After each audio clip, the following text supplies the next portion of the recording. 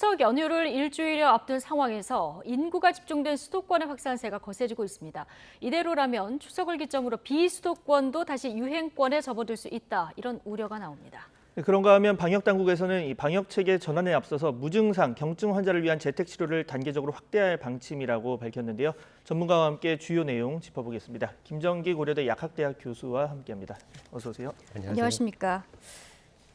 자, 어제 하루 2,000명 아래로 내려오긴 했는데 수도권 확진 비율로 보면은 74.6%까지 지금 올라온 상황입니다. 좀 아슬아슬한 상황이 계속 이어지고 있는 것 같은데요. 어떻게 보십니까? 지금은 과거에 이제 휴가철 시즌, 그러니까 7말 8초 당시에는 이제 비수도권에서 확산세가 보다 더 강했거든요. 그 휴가철 시즌이 끝나고 나서 이제 인구들이 복귀를 하면서 실제로는 수도권에서 다소 증가하는 양상을 보이다가 이게 어느 정도 정체 구간을 보였거든요. 최근에 네. 말씀하신 것처럼 수도권에서 70%를 크게 웃도는 확진자 규모가 나오고 있는데 지금 말씀하신 것처럼 전체적으로 전국적인 규모로 보면 과거에 우리가 네 자릿수를 7월 7일부터 신규 확진자 규모를 보였거든요. 그 네. 이후에 보통은 7월 12일 날 우리가 이제 수도권 4단계 적용을 했고 7월 말부터는 평일 기준으로 1,800명에서 2,000명 정도의 규모를 보이고 있다. 그러니까 전국적으로 보면 지금과 같은 어떤 확진자 규모가 계속 이어지고 있다 이렇게 보시는 게 맞을 것 같고 경우에 따라서 비수도권에서 확산세가 더 가파르거나 또는 경우에 따라서 수도권이 오히려 가파르거나 하는 양상을 보이고 있는데 지금은 제가 보기에 이제 지금의 확진자의 어떤 양상에는 7말 8초의 휴가 시즌의 영향은 이미 끝났다라고 보고 있고요. 예. 현재는 수도권 내에서 시민들께서 이거 자체적으로 이동을 하면서 발생하는 그런 확진자의 증가 양상이 아닐까 생각을 하고 있습니다. 그래서 가장 큰 원인은 지금은 기본적으로 현재 유행을 주도하고 있는 게 델타 변이 바이러스이기도 예. 하지만 특히 경각심이 많이 크게 완화된 부분이 있다라고 보고 있거든요. 그래서 뭐 최근 통계 자료에 따르면은 전국 이동량도 3%포인트 정도 증가를 했고요. 뭐 이런 양상들이 실제로 지금의 확진자 양상에 반영되고 있지 않나 이렇게 생각을 하고 있습니다. 네. 지금 어떻게 보면 이 거리두기가 가장 엄격한 이제 수도권에 확진자가 집중이 되고 있습니다. 이게 좀 거리두기의 한계다, 뭐 이렇게 봐야 할지, 아니면 그나마 이 정도를 하고 있기 때문에 그 확산세가 이 정도에 그치고 있다, 이렇게 봐야 될지, 어떤 부분에 방점을 좀 두고 계십니까? 일단 거리두기의 한계라고 보기는 좀 어렵습니다. 그러니까 이 문구의 차이긴 한데 거리두기의 한계라는 부분이 이런 부분이 자꾸 이제 전문가들 의견에서 제기가 되면서 위드 코로나 얘기가 불거지기 시작했거든요. 예. 그런데 지금 거리두기의 한계가 아니라 기본적으로 어떤 감염병이든 간에 백신이나 치료제가 효과적으로 어떤 능력을 발휘하지 못하게 되면 궁극적으로 우리가 취할 수 있는 최선의 방법은 지금의 거리두기와 같은 방역 조치입니다. 그러니까 기본적으로 우리가 해야 되는 부분이 방역 조치인 건 맞고요. 현재 상황에서. 근데 지금의 거리두기 시스템, 그러니까 4단계 시스템 자체의 한계다라고 보고 있습니다. 그러니까 지금 수도권에서 뭐 60일 넘게 그 4단계 조치를 취하고 있음에도 불구하고 감소세로 전환이 안 되는 거는 현행 거리두기 시스템의 오류다라고 보고 있고요. 지금 현행 거리두기 시스템은 과거에 델타 변이가 유행하기 이전에 만들어진 안이었거든요. 예. 그러니까 충분히 델타 변이 바이러스의 위험성이 반영되지 않은 거리두기 시스템, 그렇기 때문에 4단계인 최고 단계를 적용함에도 불구하고 유행이 감소세로 전환되지 않는다 이렇게 보시는 게 맞을 것 같습니다. 예. 자, 지금 말씀하시는 동안 방역 당국의 오늘 브리핑이 시작되는데 현장으로 가보시겠습니다. 권준욱 원장입니다. 9월 10일 코로나19 감염병 정례 브리핑을 시작하겠습니다. 먼저 코로나19 백신 접종과 관련해서 최근 일부에서 유효기간이 지난 백신을 접종하는 일이 발생함에 따라 이를 방지하기 위한 대책을 먼저 설명드리겠습니다. 우선 접종 기관은 접종 전에 백신의 자체 유통 기한과 냉장 유효 기간을 모두 정확하게 확인해 주실 것을 말씀드립니다. 위탁 의료기관은 냉장 상태의 백신을 배송받고 있는데 화이자 백신과 모더나 백신은 냉동 상태의 백신을 해동시킨 날로부터 각각 31일, 30일까지 접종이 가능합니다.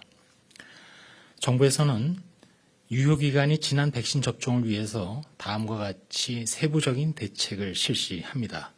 첫 번째로 접종기관에서 손쉽게 유효기한을 확인할 수 있도록 백신 소분 상자 외부뿐만 아니라 내부 및 측면에도 해동 후에 유효 기한이 명시된 스티커를 부착합니다. 두 번째로는 전산 시스템을 개선해서 백신별 유효 기한을 보건소와 접종 기관에서 교차로 확인할 수 있도록 하고, 유효 기한이 임박한 백신은 접종 기관에 경고 팝업을 통해서 알려줄 예정입니다. 또한 접종 기관은 유효 기한이 임박한 백신을 개봉 여부와 관계없이 잔여 백신으로 활용할 수 있도록 하였습니다. 세 번째로 유효 기한이 지난 백신을 접종한 5접종권에 대해서는 접종 시행비를 미지급하기로 결정했습니다. 또한 지자체로 하여금 5접종한 접종기관을 대상으로 경고, 위탁 계약 해지 등 행정조치를 취하도록 하였습니다. 네 번째로 접종기관에서는 배부한 유효기한 점검 1일 체크리스트를 통해서 매일 접종 전에 백신별 유효기한을 자체 점검합니다. 특히 접종기관은 당일 접종하는 백신의 종류와 유효기한 확인 후 접종 대상자가 쉽게 알아볼 수 있도록 대기실과 접종실에 오늘의 백신 안내문을 오는 9월 13일부터 게시할 예정입니다. 그리고 유효 기한이 지난 백신을 접종한 경우에 대해서는 최소 접종 간격을 준수해서 재접종을 실시합니다. 다만 5접종 여부가 불확실한 경우에는 재접종을 권고하되 접종자가 거부하는 경우에도 접종역 자체는 인정하도록 하겠습니다. 다음으로는 코로나19와 관련된 임상 연구들에 대한 내용들입니다. 먼저 후유증 연구입니다. 질병관리청 국립보건연구원 산하 국립감염병연구소에서는 코로나19에 따른 체계적인 대규모 후유증 연구를 추가로 추진합니다. 그동안 일부 연구를 통해서 후유증이 모든 연령대의 환자에서 주로 피로감, 우울증 등 대부분 경증으로 발생함을 확인하였습니다. 앞으로 단계적 일상 회복과 관련해서 그리고 델타 변이의 출현에 따라서 국립감염병연구소는 국내 의료기관과 협력하고 또한 국제적으로도 공동 연구에 참여해서 체계적으로 또 대규모로 후유증 연구를 추진하겠습니다. 그 다음으로는 지역사회 항체 조사 계획도 설명드립니다. 국립감염병연구소에서는 코로나19에 대한 방역대책 그리고 예방접종 정책 수립을 위한 근거를 확보하기 위해서 지역사회 코로나19 항체 조사를 수행해 왔습니다. 이번에는 대한적십자사와 협조하여 전국 17개 시도의 헌혈자를 대상으로 코로나19에 대한 특이 항체, 즉 백신 접종으로 인한 항체 형성과 보유율을 체계적으로 조사할 계획입니다. 이번 조사는 인구수, 지역, 성별 등을 고려한 표본을 설계해서 오는 9월부터 향후 2개월 단위로 총 3번에 걸쳐서 전체 3만 명에 대해서 코로나19 특이 항체, 즉 코로나19 백신 접종 후에 형성되는 항체와 코로나19 감염으로 인해서 형성되는 항체를 각각 분리하여 조사를 실시합니다. 이는 오는 10월 말까지 전 국민 70% 이상 백신 접종 완료를 목표로 하고 있기에 이러한 지역사회의 면역 수준 등을 확인하기 위한 기초 자료로 활용하도록 하겠습니다.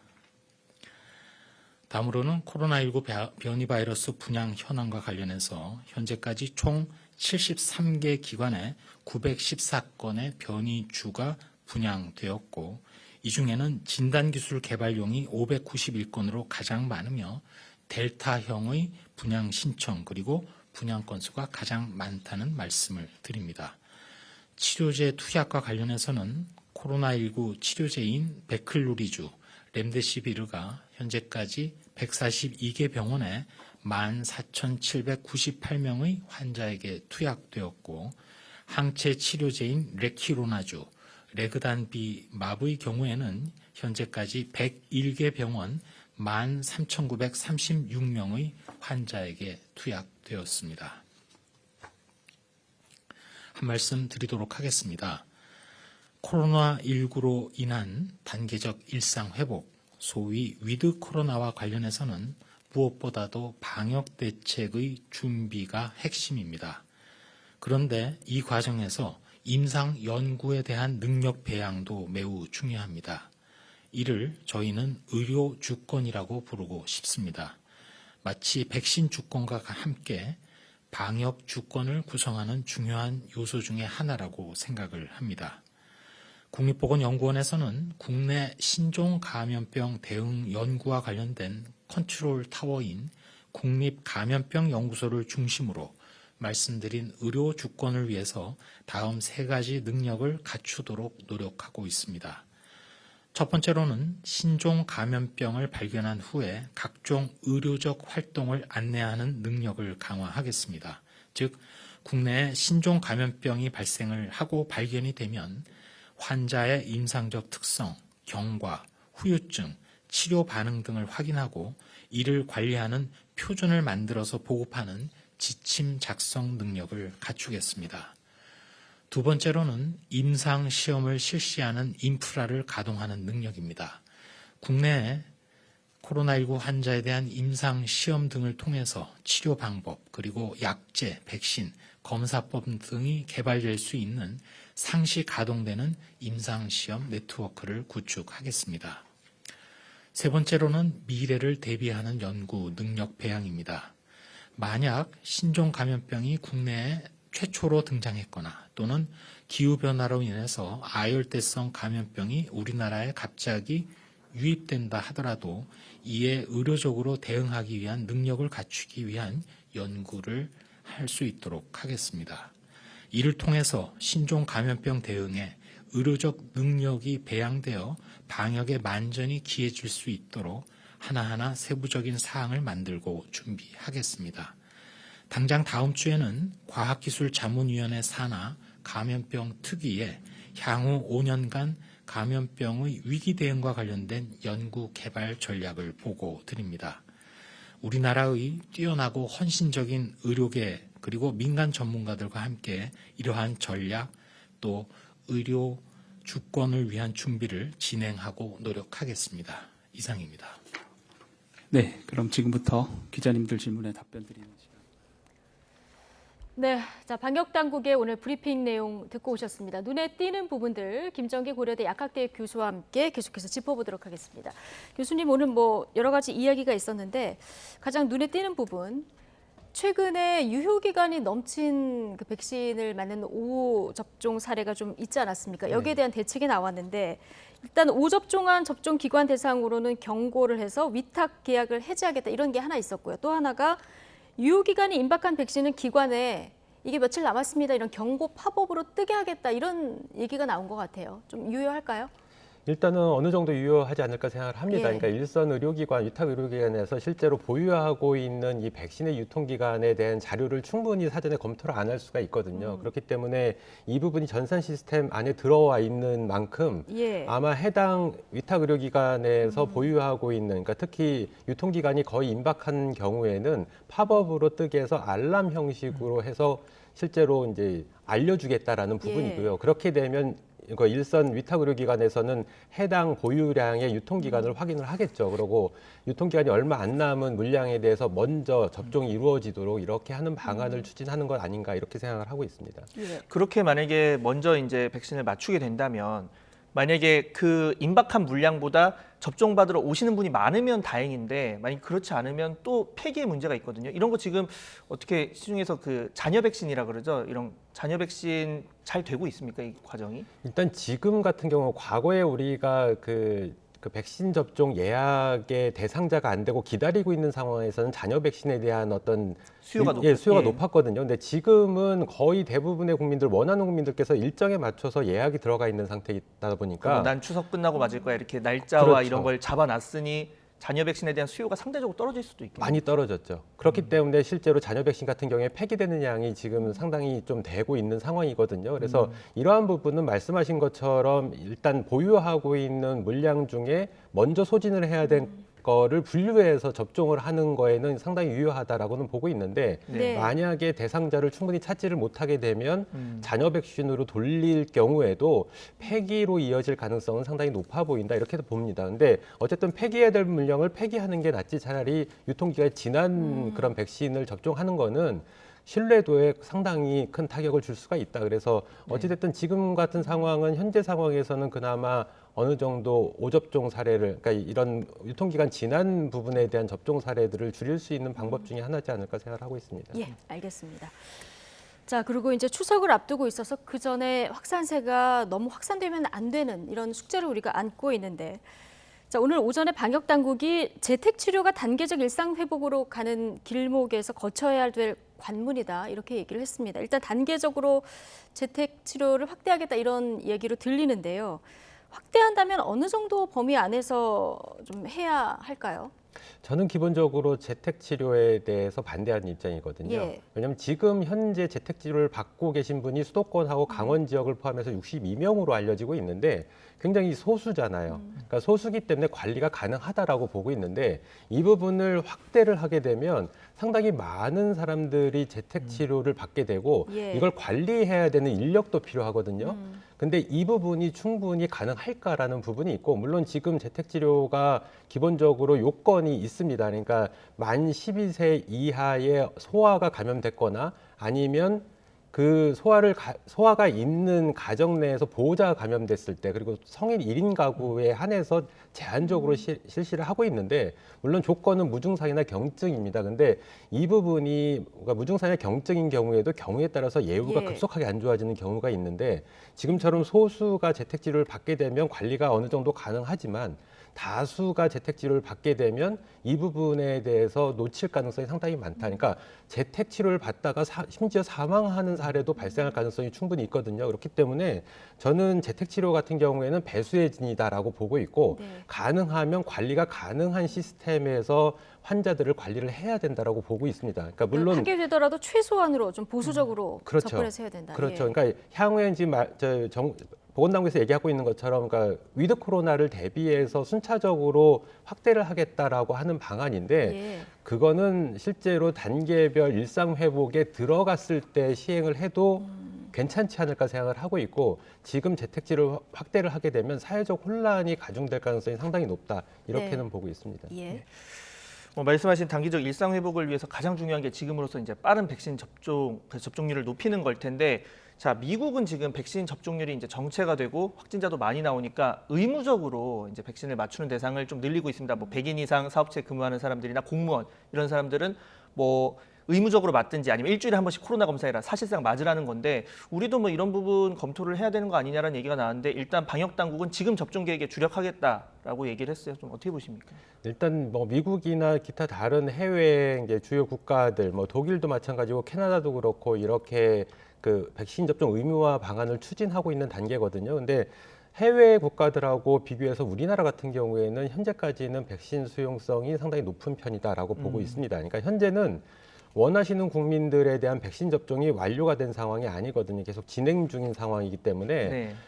향후에 접종이 완료된 이후에 정확히 파악은 가능하겠습니다만 우리나라 같은 경우에는 80% 정도 인구 대비 접종이 이루어질 걸로 보고 있거든요. 예. 반면에 해외 미국 같은 경우에는 60% 안팎밖에 안 보이고 있습니다. 그러다 보니까 불가피하게 미국 같은 경우에는 이러한 의무화 조치를 시행할 수밖에 없다라고 보고 있고 우리나라 같은 경우에는 지금 현재 예약률 기준으로 아니면 기존에 접종받으신 분들의 비율을 기준으로 봤을 때 한 80% 정도 될 거고 향후에는 이 퍼센트가 조금 더 높아질 가능성이 있다라고 보기 때문에 일단 지금 단계에서는 우리나라는 의무화 조치를 고려할 단계는 아니다라고 보고 있고요.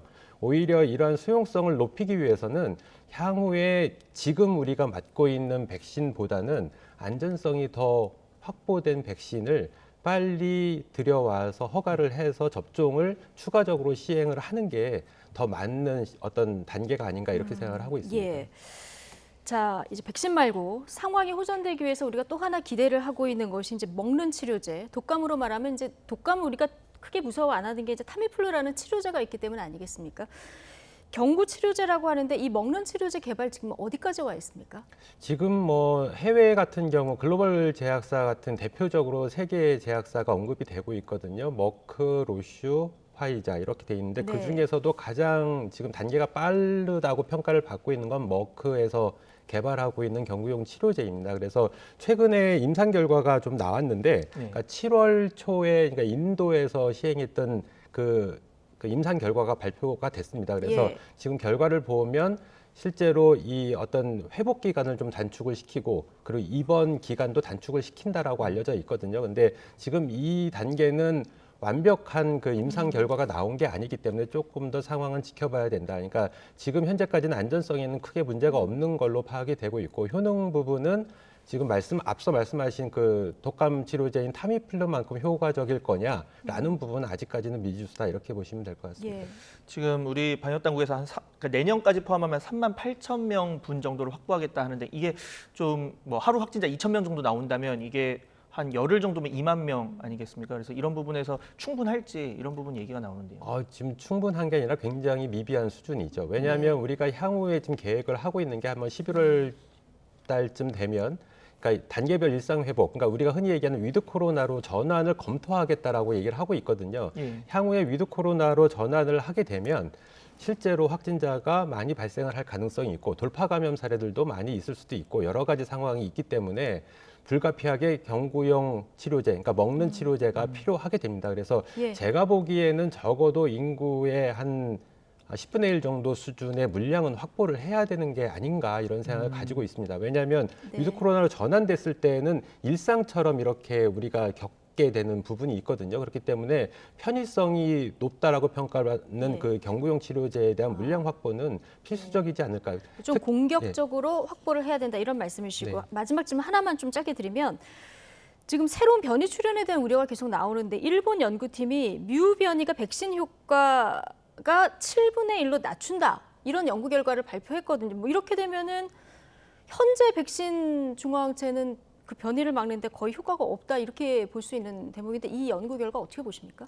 일단은 뭐 그 연구 결과가 맞다라는 전제하에 예. 일단 여러 가지 이와 유사한 결과들이 추가적으로 나와야지만 이 부분이 과학적으로 어떤 증명이 됐다라고 볼 수 있는데 충분히 네. 저는 가능성이 있다라고는 보고 있습니다. 그러니까 예. 뮤변이의 돌연변이 부위가 면역 회피랑 관련성이 있는 부분이 상당 부분 포함되어 있거든요. 그래서 충분히 가능성이 있는 연구 결과다 이렇게 보고 있고 예. 이와 같은 새로운 변이, 그러니까 델타나 뮤처럼 향후에는 또 다른 변이가 굉장히 많이 나올 거다. 특히나 지금의 백신을 완벽하게 회피할 수 있는 그런 변이 바이러스도 나올 수가 있거든요. 그렇기 때문에 뭐 이 부분은 뭐 우리가 우려할 만하긴 하지만 지금 단계는 아니다. 왜냐하면 뮤변이가 지금 현재 전 세계적으로 한 40개국에서 발견이 되고 있거든요. 예. 그런데 실제로 유행이 어느 정도 되고 있는 국가들은 제한적으로 있습니다. 처음 발견된 콜롬비아나 에콰도르나 예. 이런 일부 국가이기 때문에 아직까지 델타 변이를 어느 정도 이 그 우세종을 바꿔가면서 뮤변이가 확산할 가능성은